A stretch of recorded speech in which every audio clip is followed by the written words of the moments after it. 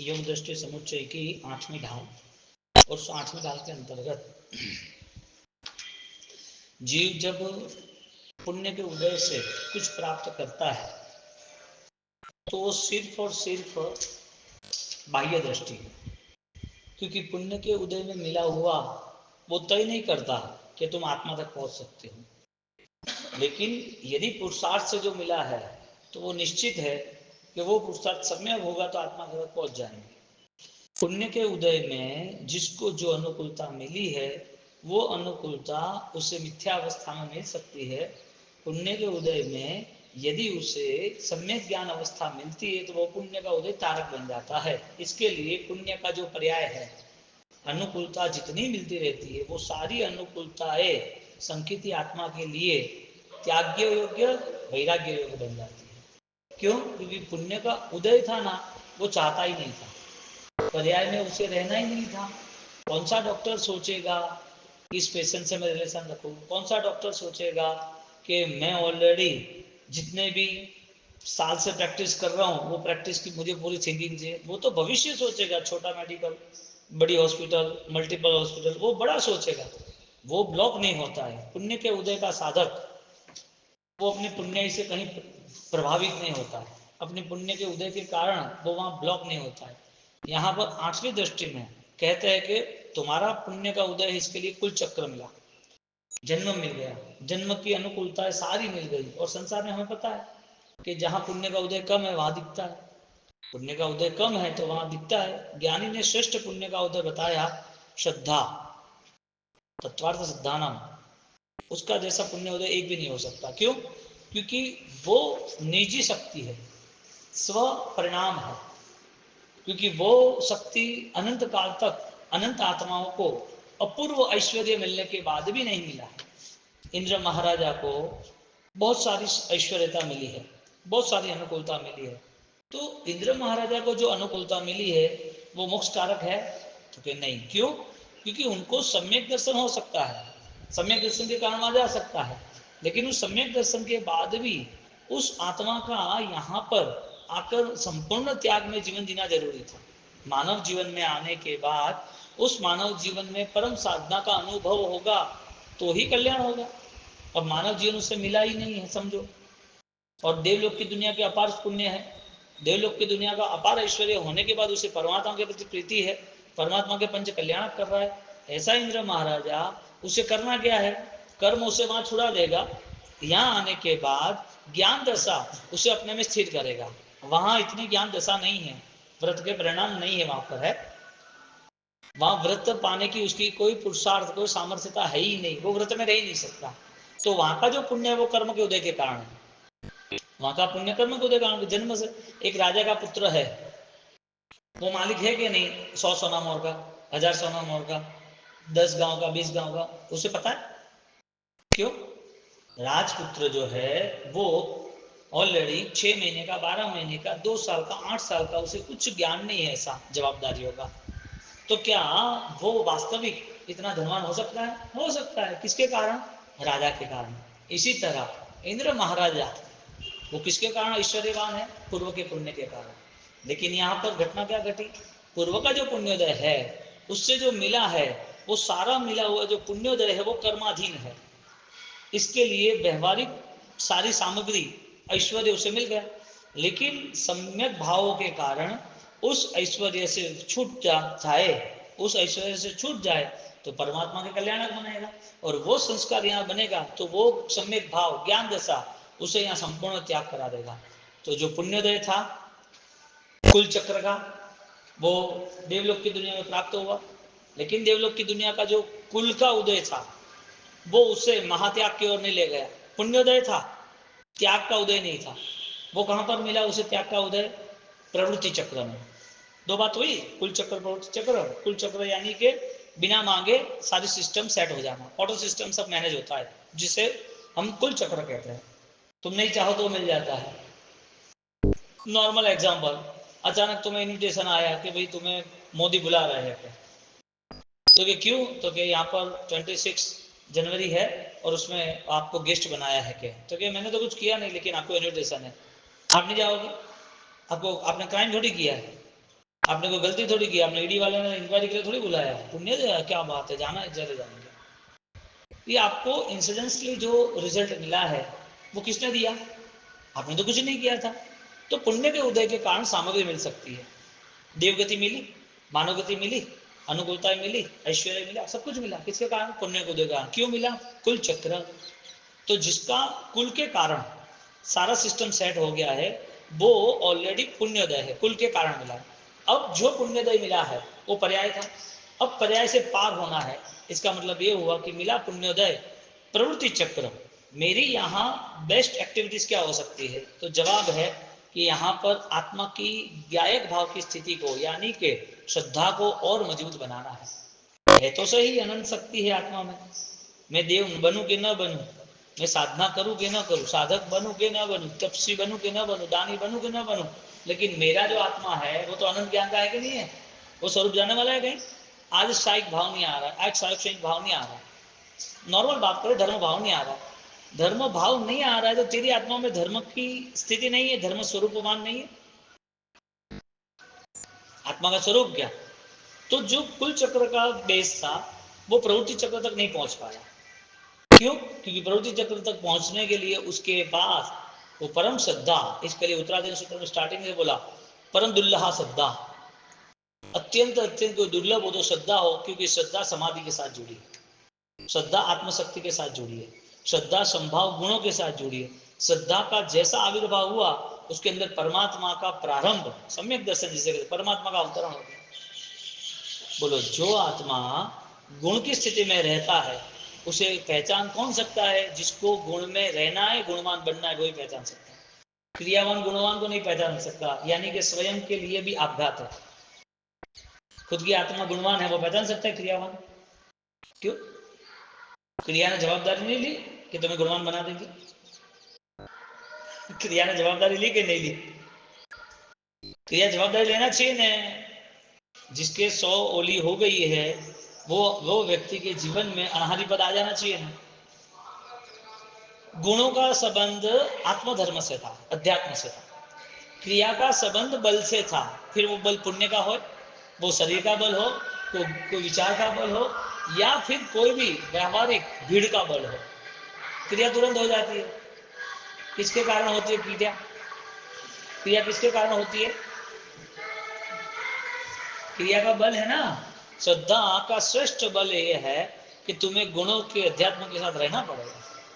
अब जहां पर प्रवृत्ति चक्र जीव प्रारंभ होता है, छठी गाथा में हमने लास्ट देख लिया, कुल चक्र ने प्रवृत्ति चक्र ने श्रवण शुद्धि पक्षपाते जी, योग दृष्टि ग्रंथे हित होवे ते कही ए बाते जी, शुद्ध भाव ते सुनी क्रिया बहुमा अंतर केतो जी, जड़हल तो सूरज ने खजो तास तेजमा जीतो जी। एक सूर्य का और बल्ब का, जीरो बल्ब और सूर्य, उसका डिस्टेंस कितना है? इतना डिफरेंस कितना है?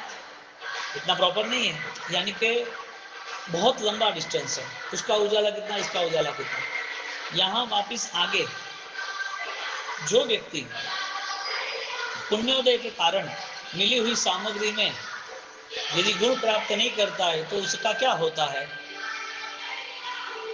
पुण्योदय के कारण शरीर का बल वो पुण्योदय है, क्रिया का बल वो पुण्योदय है, सामग्री मिलनी, मान सम्मान मिलना, ये सब पुण्योदय है। ये पर्याय दृष्टि है, यानी कि पर्याय का उदय है। जो कर्म का उदय है, जो पर्याय का उदय, वो मिल गया। अब उसके पास भाव दशा नहीं है, उसके पास गुण शक्ति नहीं है, तो क्या हो सकता है? आपके न चाहने के या चाहने से कुछ नहीं होता है, पुण्य का उदय विसर्जित होना ही होना है। देवलोक की दुनिया छोड़ के आए ना, कोई अधिकार है? राजकुमार का जीवन छोड़ के आए, वो अधिकार है? नहीं है ना। पुण्य का उदय छूट गया, लेकिन जिसने पुण्य के उदय में ही रुकना था, पुण्य के उदय में रहना था, उसके लिए कोई भविष्य नहीं बना। जिसने अपने प्रवृत्ति चक्री, अपने श्रद्धा के स्थल पर आगे बढ़ना था, उसका भविष्य बन गया।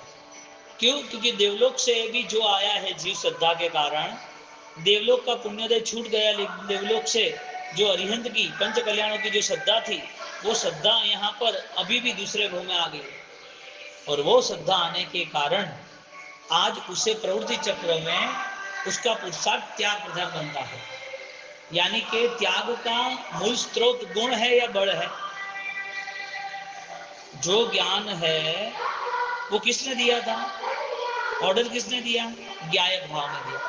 यहाँ पर सात्विक आत्मा में गुह्य भावते तहने कहिए, गुह्य भावते तहने कहिए, जेसु अंतर भाजे जी, जेसु चित्त पटंतर होवे, तेसु गुह्य न छाजे जी। योग्य अयोग्य विभाग अण लहता, कर से मोटी वातो जी, खमसे ते पंडित परिषद मा, मुष्टि प्रहार ने लातो जी। यहाँ क्या कहना चाहते हैं कि तुम्हारा ज्ञान तुम्हारे लिए उपकारी बने, वो सबसे ज्यादा इंपॉर्टेंस है। तुम्हारी ज्ञान चेतना फल चेतना कैसे बने, वो तुम्हें सोचना जरूरी है। तुम्हारे ज्ञान से तुम्हें क्या अनुभव हुआ, क्या रिजल्ट मिला, वो आपको यदि पता चल गया तो इसका मतलब ये है कि तुम्हारे अंदर जितनी सच्चाई थी वो अभी हर अच्छाइयों को पकड़ रहा है। तुम्हारी सच्चाई हर अच्छाइयों को पकड़ रहा है। अब जहां पर तुम्हारी सच्चाई थी, उस सच्चाई में तुम्हारा ज्ञान, तुम्हारी ज्ञान चेतना अब फल चेतना की ओर जा रही है। ज्ञान का उपयोग क्या? जो ज्ञान हम किताबों से, सिद्धांतों से, वाचना से, अनुष्ठानों से, क्रिया से हमें जो मिल रहा है, हम जो पा रहे हैं, उस ज्ञान का फल क्या होना चाहिए? क्योंकि ज्ञान चेतना यानी कि ज्ञान की जागृति, फल चेतना यानी कि फल का अनुभव। तो ज्ञान चेतना और फल चेतना वो दोनों साथ में है, अलग नहीं है। यदि फल नहीं है, चेतना के स्तर पर कोई प्रोसेस नहीं हो रही, तो वो ज्ञान ज्ञान ही नहीं है। जो ज्ञान, जो गुण आपको श्रद्धा से जोड़ देता है, अनंत संसार का जो भाव था उसे मुक्त करता है, ऐसा ज्ञान ही उपकारी, उसे ही धर्म कहेंगे, शुद्धि कहेंगे। शास्त्रकार तो वहां पर तक कहते हैं कि आश्रम आधारित कोई भी निद्रा होती ही नहीं है। जो कर्म का आना था वो तुमने रोक दिया, तो वो कर्म जो रुक गए वो भी संवर बन जाएगा। तो आश्रम का आना था वो रोकता हुआ, तो आश्रम आधारित जो कुछ हुआ यानी आश्रम को छोड़ के हुआ। तो ऐसा आश्रम आधारित, आश्रम को छोड़कर जो भी भाव आए, संवर भाव आए, वो सारे संवर भाव भी वो सिर्फ और सिर्फ पुण्योदय है। यदि वो आपकी फल चेतना ना बनी तो। यहाँ पर फल की बात नहीं की है, यहाँ ज्ञान की बात नहीं है, ज्ञान चेतना, फल चेतना की बात की। क्यों? क्योंकि तुम्हारी ज्ञान चेतना से तुम्हें इतना पता चलता है कि सामने वाली आत्मा भी ज्ञानवान है, और उसमें यदि गुण आज है, आत्मा में गुण है लेकिन आज आविर्भाव से नहीं है ना, तो उसके साथ क्या बात करनी वो भी तुम्हें जरूरी है। यहाँ क्या कहते हैं, खमसे ते पंडित परिषदमा, आप विद्वान हो, आप होशियार हो, आपने बात कर दी, किसी को पल्ले नहीं पड़ी, तो क्या करेगा वो? आपको बदनाम करेगा। आप सही हो फिर भी आपके प्रति घृणा रहेगी, आपको गिराएगा, और लास्ट तक आपकी बदनामी का शिखर कहीं कहाँ चला जाएगा आपको पता नहीं चलेगा, इतना आपको परेशान कर देगा। और ये होना ही है। और श्रद्धावान के लिए तो ये सारी फल चेतना है। श्रद्धावान के लिए जितने ईर्ष्या, जितने निंदा, जितने भी आरोप आते हैं, वो श्रद्धावान और बलवान बनता है, क्योंकि उसे तो लाभ ही मिलता है। तुम्हें कोई व्यक्ति 10 बार पूछे कोई चीज, तो तुम्हें समता से जवाब देना जरूरी है, और तुम्हें पता चलेगा आक्रोश है क्या नहीं है। तो नेचर का पता भी जब चलता है जब तुम ऑलरेडी कुछ न कुछ रिप्लाई करते हो। तुम्हारे अंदर छिपी हुई जो शक्तियां है वो सब बार तो आएगी आएगी, कैसे आएगी वो तुम्हें देखना। आपने त्याग आज भोजन का कर दिया ना, 1 महीने होली कर दी ना, 30 शामिल कर दिए होली के। अब तुम्हारा जो नेचर है वो आसक्ति अनासक्ति का है कि नहीं, कब पता चलेगा? आपने जो दान किया है वो दान धर्म की जो अभिलाषा थी, वो दान धर्म की अभिलाषा के बाद नेचर में पता चलेगा कि वो दान मोह त्याग का था या मोह प्राप्ति का था। पैसा खर्चना, दान देना, वो दान देने के साथ नए पैसे इकट्ठे करना, वो सोच बनती है। इसका मतलब मोह के सामने, मोह के साम्राज्य को खत्म करना है, वो सोच के बिना ही सब कुछ हुआ। तो यहाँ पर ज्ञान था, कौन सा? सामान्य, किसके लिए? धर्म करने के लिए। लेकिन उस ज्ञान के बाद भी उस ज्ञान चेतना तक नहीं पहुंचा, यानी कि ज्ञान चेतना। वो ज्ञान चेतना होती तो फल जो है फल चेतना बन जाता। फल सिर्फ दान का मिला, फल सिर्फ दान करने के बाद महिमा का मिला। दान के साथ साथ लोगों में सम्मान बढ़ गया, तो लोग हर बार तुम्हें अच्छी नजर से देखेंगे, वो अहंकार बन गया। कई बार लोगों को अकर्तृत्व भाव पसंद ही नहीं आता है, हालांकि सबसे श्रेष्ठ तो यही है। कुछ नहीं होता है तो परेशान होता है, और फिर तुम 10 लोग बैठे होगे और 10 लोग बैठे हुए तुम जाओगे, क्या हुआ, इतनी शांति क्यों है? अरे शांति में ही रहना था, वही तो स्वभाव है। नहीं, इतनी शांति क्यों है? कुछ नहीं कर रहे तो उसे तकलीफ, कुछ नहीं करता इसके लिए परेशान है, कुछ नहीं करता तो खाली खाली लग रहा है। क्या कुछ होना चाहिए, कुछ तो करना चाहिए। अनंत काल का जो बाह्य भाव का स्वभाव था वो ज्ञान चेतना से नहीं जुड़ा, इसके लिए जितना ज्ञान पाया है, यहाँ पर 8वीं दृष्टि में लास्ट 7वीं गाथा हम कह रहे कि योग्य अयोग्य विभाग अणलहता, योग्य कौन अयोग्य कौन, यो यदि ये यदि आपने डिफरेंस नहीं किया, आप नहीं पहचान पाए कि किसके साथ क्या बात करनी है, कर से मोटी बात हो रही, यदि ये बड़ी बात करेगा तो समझ लेना कि वो पंडित है, खमसे ते पंडित परिषदमा, वो पंडित है, होशियार है, लेकिन उसकी विद्वत्ता का कोई मूल्य नहीं है। इसके लिए उसकी विद्वत्ता संसार की दृष्टि से विरोध खड़ा करेगी। अब जिसको अच्छा नहीं लगता ऐसा तुम बोल दो तो तुम क्या रहोगे, दुश्मन बनोगे कि नहीं बनोगे? तुम शत्रु बनोगे कि नहीं बनोगे? अपना केआईडी मार्केट है समझ लो, उस केआईडी मार्केट में बोल दिया कि भाई कुछ भी हो जाए, अब हमें यहाँ पर रात को 8 बजे के बाद मार्केट बंद कर देना। रात को 8 बजे के बाद मार्केट बंद, क्योंकि रात को 8 बजे बहुत सब लेबर्स हैं वो थके हुए हैं, पूरे दिन 9 बजे से लेके आते हैं और 8 बजे तक हमें करुणा रखनी चाहिए, नहीं चलेगा। अब मीटिंग बुलाओ, सबको इकट्ठा करो, क्या जवाब आएगा? रिप्लाई, तुम्हें करना हो तो कर, माथापड़ी मत कर, तू जा यहाँ से। कहते हैं कि यदि आपकी विद्वत्ता है तो योग्यता के साथ योग्य व्यक्ति के साथ शेयर करो, यानी कि तुम्हारा ज्ञान है वो पहचानना वाला चाहिए कि सामने कौन व्यक्तित्व है। तुम्हारे पास वो ज्ञान नहीं होगा तो जितना ज्ञान है वो तुम्हें ऑलरेडी पनिशमेंट के कारण होगा, आपको ऑलरेडी प्रॉब्लम होगा। तो जितना हो सके इतना मौन, जितना हो सके इतना गंभीरता, जितना हो सके इतना डिस्कनेक्ट। क्यों? क्योंकि जो भंवरा है वो गुलाब खोज देगा, जो पतंगिया है वो आग खोज लेगा। पतंग भृंग भी नेब सानंगा, ऐसा शब्द है, पतंग भृंग भी नेब सानंगा। क्यों? पतंगिया को क्या चाहिए? उजाला। उसे पता है कि दीपक की ज्योत में मरना है तो भी जा रहा है। भमरा क्या खोजेगा? गुलाब, उसको पाना है, और गुलाब पराग का रस, वो रस चुपता है, लेकिन उस रस में आसक्त होता है और गुलाब भी बंद हो जाता है, पंखड़ियां बुझ जाती है। तो यहाँ पर ऑलरेडी जो खोजी है उसे तो सब मिल ही जाएगा। अब तुम्हारे ज्ञान का प्रदर्शन हो गया तो फंस जाओगे। अभी देखो आप, हम कुछ कहते हैं तो भी नहीं स्वीकारते। हम कहते हैं कि भाई आडंबर रहित, विराधना रहित, जैन शासन से युक्त ऐसा कोई व्यवहार करना, उसे पसंद नहीं आता। समझो कि बोल दिया कि शादी में रिसेप्शन, रात्रि भोजन अवस्थान में नहीं रखना, हम बोलो तुम बोलो डिफरेंस हो जाएगा। जैसे आप बोलोगे ना ऐसे विरोध शुरू हो जाएगा, है क्या काम है, समाज है, समाज में तो सब करना पड़ता है, नहीं चलता है क्या? एक नॉर्मल एग्जाम्पल है कि एक छोटी बात भी आप शेयर करते हो तो तुरंत वो ज्ञान को नहीं मानना चाहते, ज्ञान की शक्ति नहीं है। लेकिन बहुत सारे ऐसे लोग हैं जिसकी लाइफ के अंदर वो ऑलरेडी, जिसके लाइफ के अंदर बहुत सारी चीज है कि जो ये सारी चीज मैनेज करते हैं, और ऐसा हुआ है हजारों करोड़ होने के बाद भी उसने नियम से पाला। अभी प्रॉब्लम क्या हुई पता है? उसका जो पुण्य का उदय है, संपत्ति है, उसका धन है ना, उस धन के कारण सब लोग जुड़ गए, उसके पुण्य उदय धन के कारण सब लोग जुड़ गए। इसके लिए सब मैनेज होता है। हम यहाँ पर एग्जाम्पल क्रिया का सामान्य दे रहे जो आपके जीवन में घट रहा है।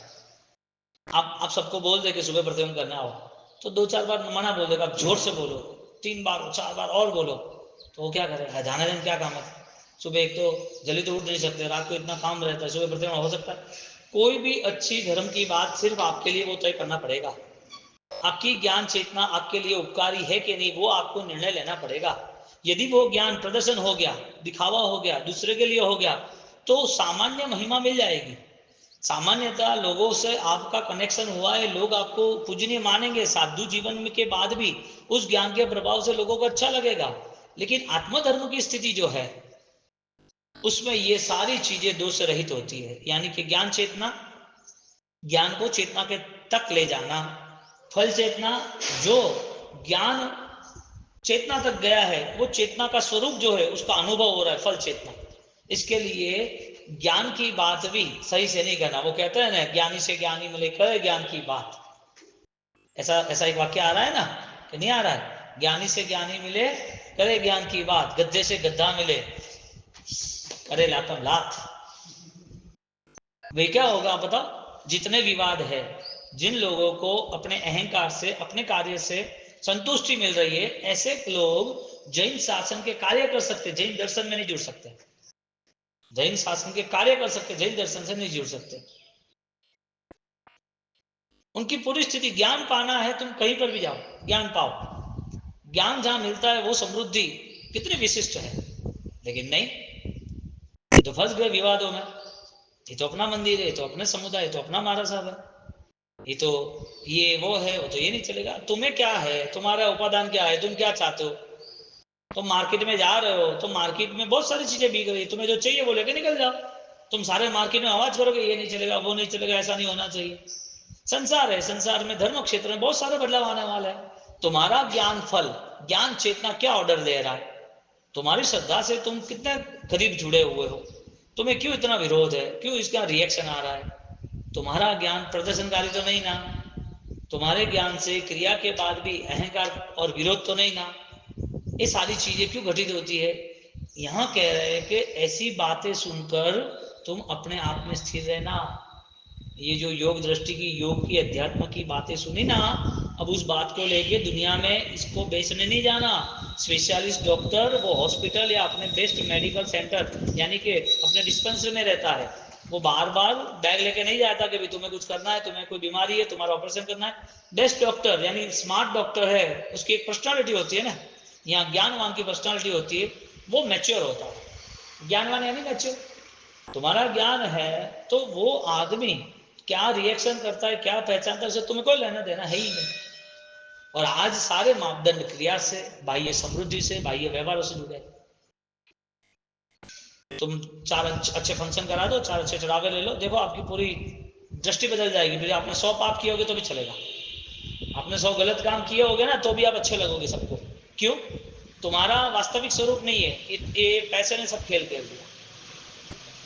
ये सब धर्मों के अनुष्ठानों को हथियार बना दिया कि जितने 2-4 धर्म अनुष्ठान बड़े कर दे, अच्छे पंचांग का महोत्सव हो जाए तो तुम अच्छे, यानी तुम्हारे हजारों गलतियों जो है, 1000 गलतियों का नतीजा वो खत्म हो गया। ज्ञान दशा ने क्या पाया? कुछ नहीं पाया।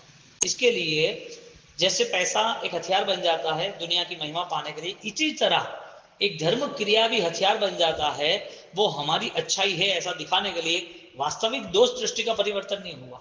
इसके लिए ज्ञान को अहंकार में ले जाने के कारण हम हर बार किसी को कुछ देना चाहते हैं, तुझे पता है क्या है, तुझे पता है क्या है। इसके लिए धार्मिक चर्चा करने वाले, यदि सही ज्ञान नहीं हुआ, धार्मिक चर्चा है, ज्ञान अलग है, सही ज्ञान नहीं हुआ तो वो दोषवान जीवन जीता है। इसने ये किया, उसने वो किया, ये तो ऐसा है, वो तो ऐसा है। बोलो, खुद की अट्ठाई के बाद दूसरे चौबिया नहीं करते, वो निंदा है। अट्ठाई किसके लिए थी? अनहद अवस्था के लिए थी ना। खुद 24 करता है तो दूसरे के 24 नहीं करता है, तो रात्रि भोजन क्यों करता है, ऐसा क्यों करता है?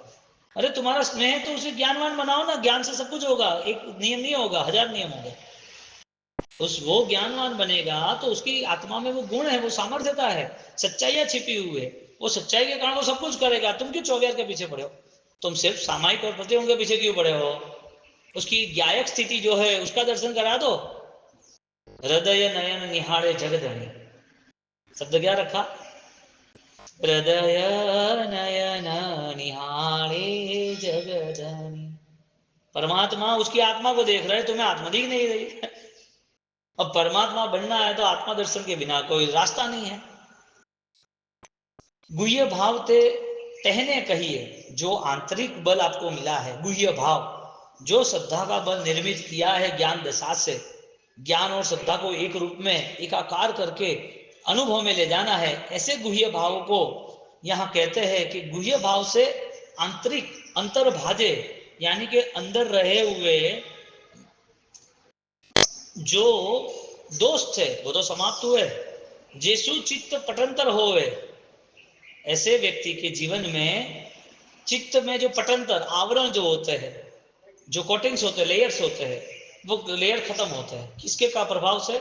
गुह्य भाव के प्रभाव से। इसका रिएक्शन, यदि वो सॉल्यूशन नहीं आया, इसका रिजल्ट नहीं मिला, तो रिएक्शन तेसु गुह्य न छाजे रे, उसके जो गुप्त भाव है उसके लिए फलीभूत नहीं है। रिजल्ट क्या बताएगा? गुप्त भाव तुम्हारे लिए है, गुप्त भाव चेतना है, प्राण चेतना बन जाती है, फल चेतना बन जाती है। वो गुह्य भाव का रास्ता तो यही था, यही शास्त्र थे, यही चिंतन और यही ध्यान था। लेकिन वो गुह्य भाव यदि तेरे लिए अनुभव नहीं बना, तो वो गुह्य भाव तुझे शोभा नहीं देते। तेसु गुह्य न छाजे जी। क्यों? क्योंकि तुझे पता ही नहीं है कि हे ज्ञेय उपादेय क्या है, योग्य अयोग्य क्या है, तुझे पता ही नहीं है। आपको कोई बोल दे कि टूटी हुई कुर्सी नहीं बैठना चाहिए, अब तुम आधे घंटे बाद घूम के आ रहे हो, उसी जगह पर आ रहे हो, वही कुर्सी है, आप बैठ जाते हो, टूटी हुई कुर्सी है, लगेगा तुम्हें यार कुर्सी को? तुम्हें लगेगा, हाँ। क्यों? तुमने वो सोचा ही नहीं था, तुम्हारे लिए जो सत्य ज्ञान था वो सत्य ज्ञान का उपयोग ही नहीं रहा। व्यवहारिक एग्जाम्पल क्या बना कि भाई जो संसार है, संसार में मिला हुआ जो व्यवहार यानी कि पुण्योदय, वो सारा पुण्योदय का ये फल है, तो समझ ले। अब ये सारी चीज समझने के बाद, पता चलने के बाद मन तो बना, हाँ ये तो बात तो सही है, लेकिन वो उपयोग नहीं रहा, यानी कि वो प्रोसेस नहीं रही, घुटना नहीं बना, वो प्रतिक्रिया नहीं रही। इसके लिए वापिस जैसा उसने पुण्योदय के साथ रहना हुआ, वैसा वो गिर गया। गुह्य भाव न छाजे रहे, वो गुह्य भाव से कुछ समय तक रहा, लेकिन वो उसके लिए उपकारी साबित नहीं हुआ। एक छोटे बच्चे को उसकी मदर उसको यदि वो गाड़ी देते हैं, छोटी वाली गाड़ी, तो भी वो चलता है तो देखता है कि वो दीवार को नहीं टकरा है। क्यों भाई? यदि वो धड़ाधड़ चलता है, उसे कोई कॉन्शियस तो रहता नहीं है, तो चलना सीख रहा है, उसे गाड़ी में बैठा रहा है, तो भी वो छोटी 4 पहिए की गाड़ी को बैठने के बाद भी उसका ध्यान रखते, उसे ध्यान नहीं है इसके लिए। वास्तविकता क्या थी? गाड़ी उसे एक जगह से दूसरी जगह ले जाएगी, गाड़ी में बैठ के वो चलना सीख जाएगा, गाड़ी में बैठते वो खुश रहेगा, मुझे मुझे ऑलरेडी अब नई एनर्जी मिल रही, परिवार भी खुश होने वाला था कि चलना सीख लिया है। लेकिन परिस्थिति क्या बन रही है?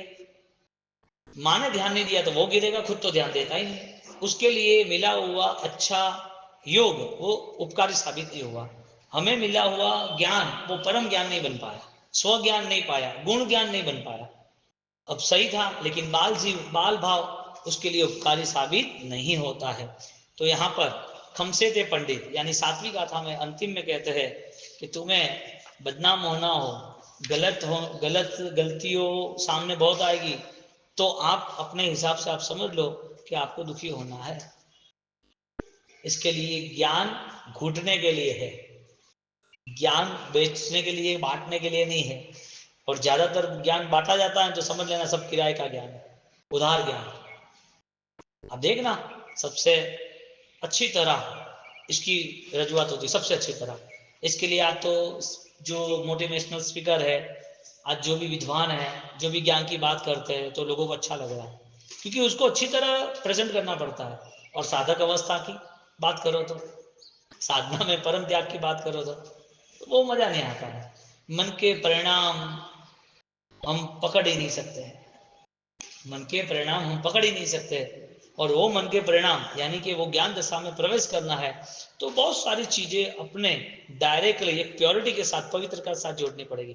किसी का कुछ यहाँ लेना देना नहीं है, नो अदरवाइज स्टेटमेंट। सिर्फ और सिर्फ अपनी आध्यात्मिक शक्ति का हमें निर्णय करना है कि ये सारा स्वरूप जो है, ये ज्ञान दशा है, किसके लिए उपकारी है। ये सारी चीजें जब छूटेगी तो मेरे अंदर जाने की मुझे ऑलरेडी अवधि, समय, अवसर मिलेगा। मुझे आध्यात्मिक प्रवेश कब मिलेगा? मैं उपदान का तो प्रवेश कर लूंगा, हाँ, तीर्थ यात्रा में सिटी में बॉर्डर में प्रवेश कर लूंगा, वर्षा वहां से तो भगवान के प्रवेश भी करा दूंगा। मेरा अध्यात्म प्रवेश कब होगा? कितनी बड़ी चैलेंज है और कितना आसान धर्म है। करने वाले को अनंत काल में ना कर पाया, वो कुछ ही समय में उन्हें पा लिया। 7वीं नरक तक वो चला गया जीव प्रसन्न चंद्र जैसा, लेकिन कुछ ही पल में वो परिवर्तन आगे निकल गया। कुछ ही मिनटों के अंदर बाहुबली को जो योग मिला। सम्यक भाव की ताकत क्या है? बात यह है, जो व्यक्ति व्यवहारिक पुण्य चाहता है तो भी उसे श्रेष्ठ पुण्य के लिए सम्यक भाव में आना पड़ेगा। सम्यक भाव में आने के बाद सारा पुण्य विसर्जित हो जाता है, पुण्य मिलता ही रहता है, मिलता ही रहता है। देवलोक की दुनिया में पुण्य मिला, वो कुल चक्र यानी कि विदाउट चॉइस, तो देवलोक की दुनिया का पुण्य वो कर्म के उदय से है, लेकिन मानव जीवन का जब पुण्योदय होता है, कर्म के उदय से होता है, तो भी देव से भी श्रेष्ठता यह है कि मानव जीवन में उसे कुल चक्र है, उससे आगे प्रवृत्ति चक्र पुरुषार्थ प्रबल बन जाता है। इसके लिए संस्कार से वो त्याग को इतना आगे ले जाता है, वो निर्मोह अवस्था का स्पर्श कर लेता है। सारे मोह के साधन है, फिर भी उस मोह के साधन का डिस्कनेक्ट सहज है। सहज सहज किसे कहते हैं? जिसमें तुम्हें ऑलरेडी ज्यादा जोर लगाना नहीं पड़ता है, ज्यादा बल लगाना नहीं पड़ता है, इतना वो बलवान बन जाता है, सहज बन जाता है। घर पे काम करना है लेडीजों को, हाँ, और वो घर से यानी कि अपने बचपन से सारा काम सीखा हुआ है, यहाँ पर घर पे आने के बाद वो फरियाद करेगी काम वाला नहीं है, वो फरियाद करेगी कोई हेल्पर आ जाए तो अच्छा हो जाएगा, मुझसे काम नहीं होता है। अरे प्रैक्टिस है। और घर पे यदि दूसरे वैकेशन के अंदर 3-4 अपने ससुराल से सब लोग आए, एक्स्ट्रा 15-20 लोग हो गए, हो भी गए, और जब काम होता है और चर्चा करते लेडीज, अरे इतना सारा काम है, सब करना पड़ेगा, कोई टेंशन नहीं, हो जाएगा क्या? क्यों भाई, 5 लोगों में भी हो जाएगा, 15 लोगों में भी हो जाएगा। क्यों? वजह प्रैक्टिस। सहज किसे कहते हैं? जिसमें उसका कॉन्फिडेंस बेस्ट है। बोलो, क्रोध छोड़ना सहज है या क्रोध को सोचना सहज है? सोचने वाला नहीं छोड़ सकता है, सोचने वाले को छोड़ना नहीं है, सोचना ही नहीं था, क्योंकि क्रोध को थोड़ी सोचना था, सोचना किसको था? मेरा स्वभाव है, मुझे मुझे क्रोध आया है तो वो मेरा स्वरूप नहीं है, ऐसा हर बार थिंकिंग करता तो एक दिन ऐसा आता है क्रोध रहित मुंह, यानी कि निर्मोह अवस्था। ऐसी यहाँ पर 7वीं गाथा पूर्ण हो रही है और लास्ट अंतिम गाथा 8वीं हम अवसर पे लेंगे।